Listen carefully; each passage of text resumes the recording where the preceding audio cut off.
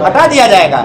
इतना सख्त कार्रवाई उनके ऊपर हुई कि वो आज की डेट में घर बैठ गए हैं। कार्यक्रमों में जाते हैं तो पार्टी की बात करके चले जाते हैं। यहाँ कमल का फूल है जब तक कि औपचारिक घोषणा ना हो जाए, और अप्रत्यक्ष रूप से बाबा गोरखनाथ तो है ही। विधायक जी, जैसे अभी जो पिछला जो कार्यकाल था, अगर आप इसमें चुने जाते हैं तो आगे आपका क्या स्टैंड होगा, क्या मुद्दे रहेंगे आपके? बहुत अच्छा सवाल है। बढ़िया सवाल। आगे हम चुने जाएंगे तो चुनौतियां, चूंकि मैं 17 से 22 तक माननीय विधायक रहा, मेरा काम करने का टेक्निक बहुत अलग है। मेरे पास हर ग्राम सभा की पूरी लिस्टिंग है, रोडों से लेके सब। सबसे बड़ा जो काम बिजली का था, मुझे संतोष होता है जब कोई भाई मुझे कहता है विधायक जी धन्यवाद। आपको पता होना चाहिए 17 से पहले मिल्कीपुर में डिवीजन नहीं था। इसको डिवीजन कराने का काम आपके माध्यम से, सरकार के माध्यम से बाबा गोरखनाथ ने, ये सबसे बड़ा काम था। मैं आपको बताऊं, 2 उपकेंद्र बनवाए, एक खड़बड़िया बनाया और एक आपके जाके खलिया साइड में। हमारे बनते ही 2 उपकेंद्र की मेरी और मांग है। एक मोतीगंज बन जाएगा, उधर सारे बहुत सारे गांव हो जाएंगे। एक हमारा अमरगंज में पास करा लिया है, प्रस्तावित है मान्यवर। बिजली पे मेरी सबसे ज्यादा पैनी नजर है कि कैसे मैं अपने विधानसभा के लोगों को 20 घंटा 22 घंटा या और कैसे लगातार उस पर मैं बैठ के करता हूँ। एक तो सबसे बड़ी समस्या, इससे निजात दिलाऊंगा। सबसे ज्यादा भ्रष्टाचार भी इसी में है, इसको आप कैसे दूर करेंगे? उसके लिए लगातार हम लोग प्रीपेड मीटरों की बात कर रहे हैं कि आगे से हम लोग केबल व्यवस्था कर रहे हैं। लगातार काम चल रहा है, लगातार काम चल रहा है केबल का। किसी न किसी गांव में हम लोग प्रीपेड मीटर करेंगे शहर के हिसाब से। इस पे सहमति बन रही है। अगर इस पे सहमति बन गई तो सरकार भी और जिसके घर लाइट बनेगी, दोनों सचेत हो जाएंगे। बिजली का जो दोहन होता है, दुरुपयोग होता है, वो रुक जाएगा। और हमको बिजली, जैसे पहले बल्ब लगता था, अब बल्ब बंद हुआ, सैफल लगने लगा। तो बहुत ज़्यादा बिजली का लोड एक घर पे 20-25 वाट का आता है। पहले 5 बल्ब जला देते रहे, 500-500 वाट आवत रहा। बहरवा लग जाए, कहाँ ज़्यादा अंजुआर करे के बाद तो 200 वाट लगा दिए। सोचो आप, अब 200 वाट में पूरा पुरवा जल रहा है। इस पे जनता ने चेता है, हम प्रीपेड करके उसको भी खत्म करेंगे। और रोड मैप पूरा बन चुका है। हमने बच्चों के खेल कूद के लिए मोबाइल के जाल में फंस के बच्चे खेल कूद नहीं रहे, उसको लेकर मैंने अमानीगंज में एक बहुत बड़ा स्टेडियम बनवाया था। दूसरा रेवना ग्राम सभा हमारे बॉर्डर पे, वहाँ बनवाने का मेरी एक अच्छी सोच है, वहाँ बनवाएंगे। कम से कम हमने मुख्यमंत्री जी से 163 रोडों की मांग की थी, उसके सापेक्ष 36 रोडें उन्होंने मुझे दे दी। जो शेष काम बचे हैं उनको करने के लिए मैं प्रतिबद्ध हूँ। 2 राष्ट्रीय मार्ग यहाँ पर घोषित हुआ है। आप पहले जान लें, मिल्कीपुर से खजुराहट ये राजमार्ग में आ गया है, और आपके अमानीगंज वाला रोड ये राजमार्ग में आ गया है। एक जो मेरी सबसे मन की व्यवस्था है, 2 रोडें बड़ी है, एक 17 किलोमीटर की और एक 25 किलोमीटर की। देवड़ी से होते हुए, आप ध्यान दीजिए, देवड़ी से होते हुए करियपुरा चौराहे बहादुरगंज होते हुए सीधे निकल जाए अमेठी पूर्वांचल, और एक रोड है ब्लॉक से जो सक्किन घाट निकल जाए। इन दोनों रोडों को चौड़ीकरण का प्रस्ताव मेरा पूर्व में था, वो सपना मेरा पूरा नहीं है। उसकी भी लड़ाई मैं लड़ूंगा, और लड़ूंगा क्या, वो हो ही जाएगा। उसका DPR वगैरह बन के तैयार है। अधूरे छूटे कामों को आगे लेके जाऊंगा।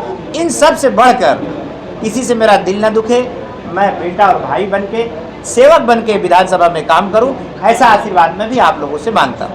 एक सवाल और विधायक जी, हम लोग मीडिया के साथ इसमें बैठे हैं, 5 साल का कार्यकाल व्यतीत हुआ है, आपने वादा भी किया था मीडिया सेंटर। हाँ, मीडिया सेंटर मैं आया तो मैंने यही बात कहा। नहीं, मैं आया तो यहाँ पर 3-4 पत्रकार साथी थे, तो मैंने कहा कि मैं जो कहता हूँ वो जरूर करता हूँ, चाहे 100 कहा है तो चाहे 20।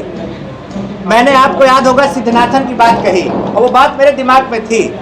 सिद्धनाथन पे मैंने एक फंड रिलीज कराया 50 लाख का। तो मुझे उसमें एक वाचनालय, मैंने कहा एक बना दीजिए, वाचनालय बना दीजिए, शेष पैसे का वाचनालय बना दीजिए। फिर मैंने वाचनालय इसीलिए बनाया कि ये प्रेस मीडिया को समर्पित हो जाए। एक तो वो मैंने बना रखा है, पर उससे मेरा जी नहीं भरा, इसीलिए मैंने उसकी ना घोषणा की, ना उस पर पत्थर लगवाए, वो ऐसे पड़ा है, ताला लगा है। वहाँ पर मैंने सत्संग जो करते हैं लोग, मैंने कहा यार यहीं पे कम से कम हफ्ते में 1 दिन यहाँ सत्संग करो। आपका मैं ये भी नहीं कहूँगा, अपनी बात से नहीं मुकरूंगा, वो उधार है, मैं उसको उधार मानूंगा, हवा में बात नहीं करूँगा। आपके लिए मैं अच्छा मीडिया सेंटर, मैं इतने लोगों को बीच में कह रहा हूँ, ईश्वर ने मौका दिया तो पहले बजट में पहले मीडिया सेंटर ही बनेगा, जैसे वकीलों का मैंने।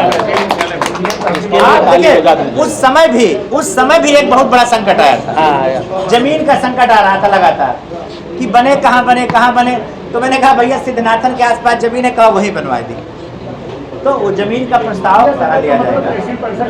हाँ, थोड़ा सा देख लेंगे उसके कागजों का गुणदोष, पर आप लोगों से राय मशवरा करके मीडिया सेंटर बनना भी चाहिए, क्योंकि हम लोग जैसे रोटरी क्लब जाते हैं बड़ा अच्छा लगता है, आप लोगों का एक सेंटर हो, हम ही नहीं पक्ष विपक्ष या जो भी समाज में सेवा देते हो, वो आपको एक फ़ोन करें कि भैया मैं प्रेस करना चाहता हूँ, आपके मैं प्रेस क्लब में आना चाहता हूँ, उसकी एक फीस रखी जाए, हम लोग वहाँ पहुँचें, और वहाँ ये हर जगह मैंने देखा है, अच्छा भी लगता है। इस विषय पे छोटी सी एक दुर्घटना बता दें जो हम लोगों के साथ घटी है।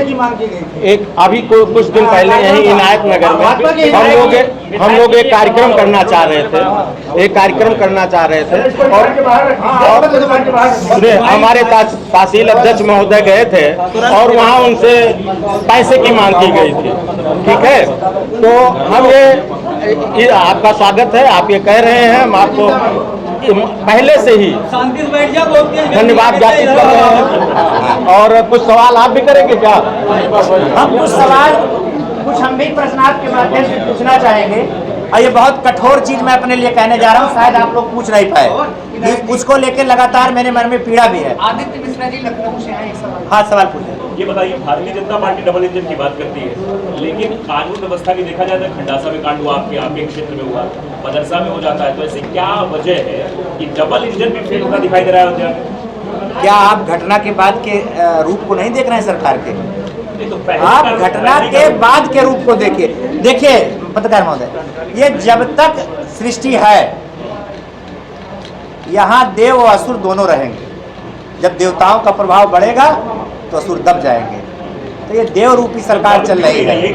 अरे असुर को हम नाश नहीं कर सकते, उनका पूर्ण रूप से खात्मा नहीं हो सकता, पर आप उसके बाद के एक्शन को देखिए मान्यवर, आप उसके एक्शन को देखिए। उस सेक्शन में जब उसका डीएनए टेस्ट हुआ है तो उसका तो कुछ निकला नहीं, उसके बाद पूरा उसको धराशायी हो गया मकान, उस पर क्या कहना चाहेंगे? देखिए आप लोग मीडिया जगत के लोग हों, आपको अपराध की परिभाषा हमसे ज्यादा समझ में आनी चाहिए। उसके घर के ही बच्चे ने उसी की ही फैक्ट्री में कांड कर रहा था, इस बात की जानकारी उसको थी। बात समझिए, अपराध को देखकर भी मुंह बंद करना अपराध होता है। सारी घटना उसके घर में हो रही थी, इस बात को जानते हुए भी बढ़ावा दे रहा था, और यही नहीं, मामला कहाँ बिगड़ा जब उसी व्यक्ति ने उस परिवार को 10,000 रुपए में खरीदना चाहा। आप पूरी बात की गंभीरता को सुनिए, अपराधी तो वो भी है, बाकी कानून अपना काम कर रहा है, कानून न्यायप्रिय काम कर रहा है। अच्छा, गोरखनाथ जी, एक सवाल और, हम क्षेत्र में घूम रहे थे, आपके एक बड़ी शिकायत मिली कि गोरखनाथ से तो नाराजगी नहीं, लेकिन उनके समर्थकों से बड़ी नाराजगी है लोगों, कहते हैं कोई समर्थक है जो बड़ा परेशान करते हैं।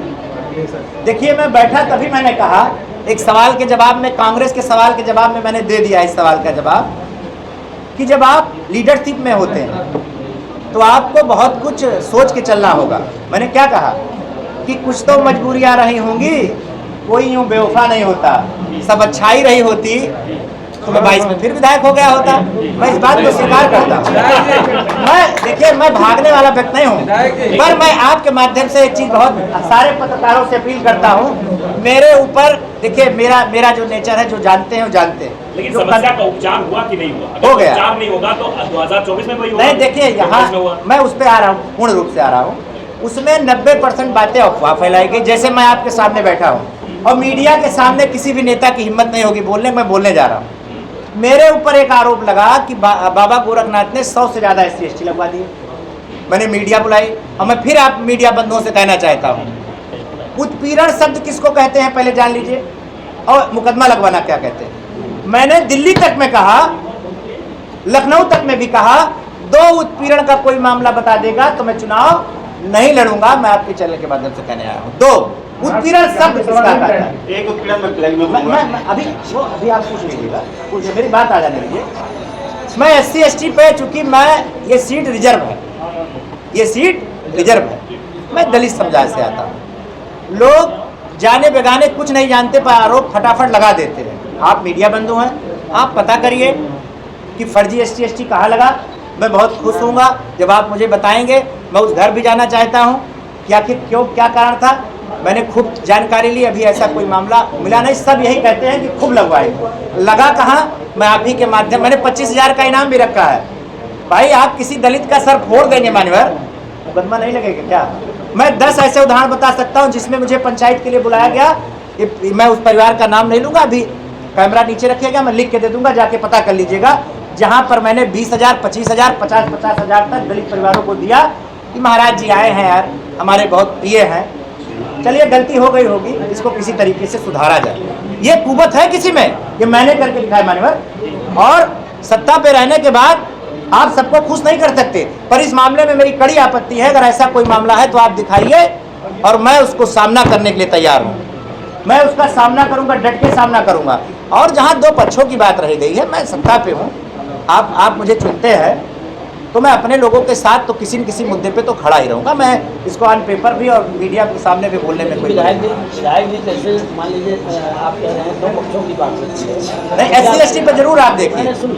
मेरा मतलब